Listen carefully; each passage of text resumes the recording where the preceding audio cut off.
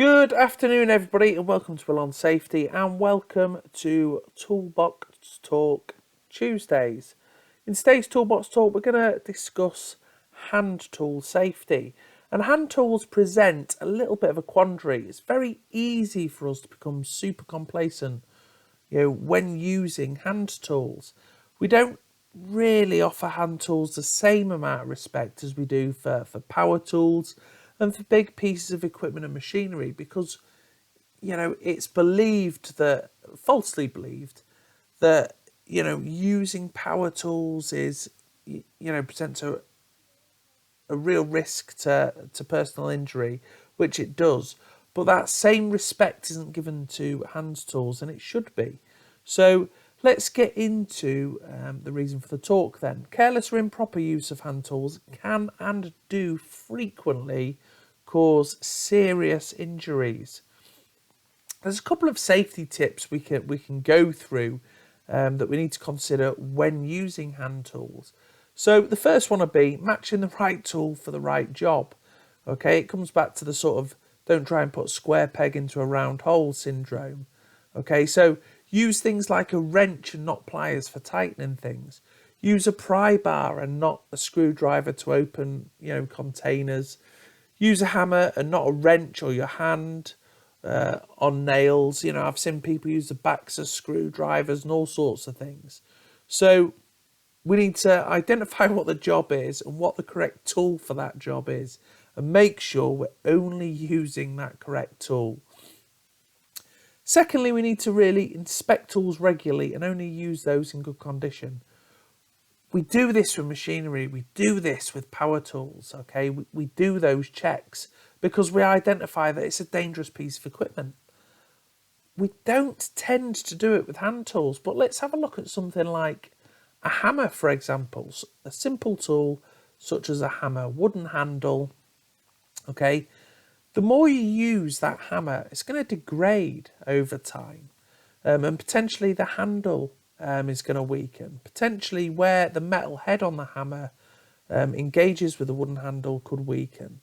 If we don't keep a check on hand tools, we could be one day using a hammer as we swing in to hit a nail, a head could come flying off. A metal head hitting, your colleague's face or head or any other part of the body can cause serious injury. So it's really important that we inspect tools regularly and only use those in good condition. The same applies for things like screwdrivers, okay? They often have either rubberized or plastic handles. Again, if we don't keep an eye on the condition, they degrade over time, degrade through use. They can fracture, they can break, they can cause cuts, lacerations, and a whole host of other issues. Next up would be, think about how to carry your tools carefully. Transport tools in a toolbox or belt. Pass tools to another person, handle first. Okay, don't ever throw tools, and I've seen this as well, throwing up hammers, screwdrivers, even drills. I've seen, somebody's in a mupe and they're asking for tools. I've seen tools be thrown up to that person. That's just not acceptable. So make sure we don't throw tools. Carry pointed or sharp tools with the dangerous edges away from the body. And when going up ladders, can carry tools in a bag or bucket. Ideally on a lanyard. That way, if it falls out of the bucket, falls out of your your tool belt or whatever, it's not going to hit the floor. It reduces the potential of people getting impacted. When you're working at height, you have them on a lanyard, they'll just fall out and hang there then.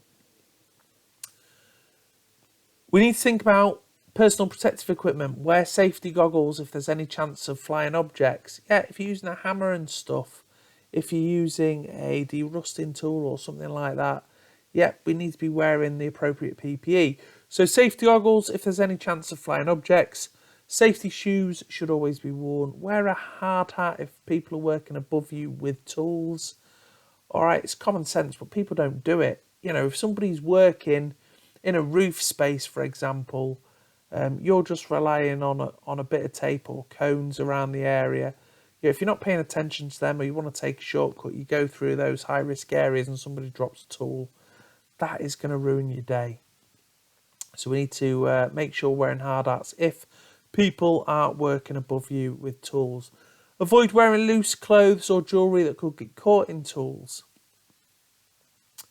Use tools correctly, so get a good grip on the tool's handle. Use vices to secure materials being cut, filed, screwed, hammered into, etc., etc.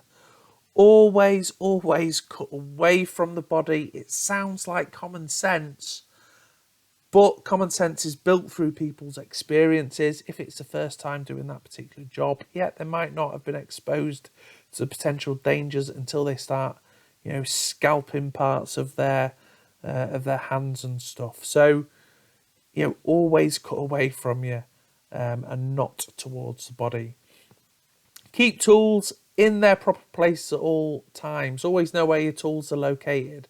Either put them in a toolbox, which is locked away or kept on your person. A lot of companies use shadow boards. They're a great facility to be able to make sure tools are put back in the correct place at the end of the working day, and it's very easy to see if tools are missing.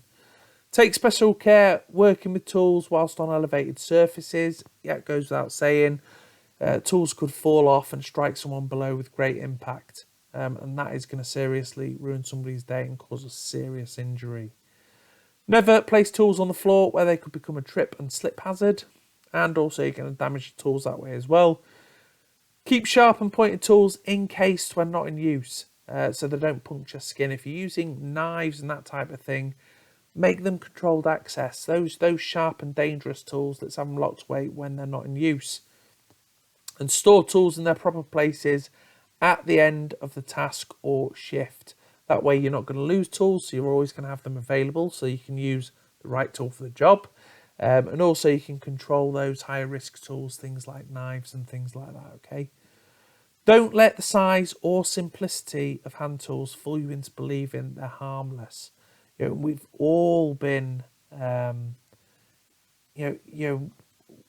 we've all allowed that to happen in some degree. I use tools at home and at work, and I think, oh yeah, I'll just pick it up and use it without really doing the inspections that need to be done on them. To prevent injury, give them your full attention. Make sure you're doing checks on them and make sure you handle them properly. Anyway, I hope you found this Toolbox Talk interesting. I hope you've learned something. I hope it's got you to reevaluate how you look at the simple hand tool. They can be dangerous. They are dangerous. Day in, day out, they do cause serious injuries. So we need to respect them. But that's it for today's Toolbox Talk. I hope you've enjoyed it. Like I say, if you haven't already, please hit that subscribe button. Like, share me with your friends, colleagues, co-workers. Let's grow the Will on Safety community. Hit the notification bell. I try and post 2 uploads a week if I can, and it will just let you know when a new upload has been uploaded. And if you would like to make any comments, suggestions, maybe there's something you want me to cover on a Toolbox Talk or a general safety discussion, put it in the comments below. I reply to all comments. I reply to all sort of contacts. So contact me, let me know what you want to see, and I will get them in the next up and coming videos. But remember, folks, until next time, be safe by choice and not by chance. Hope you have a great day. Take care, everybody. Bye for now.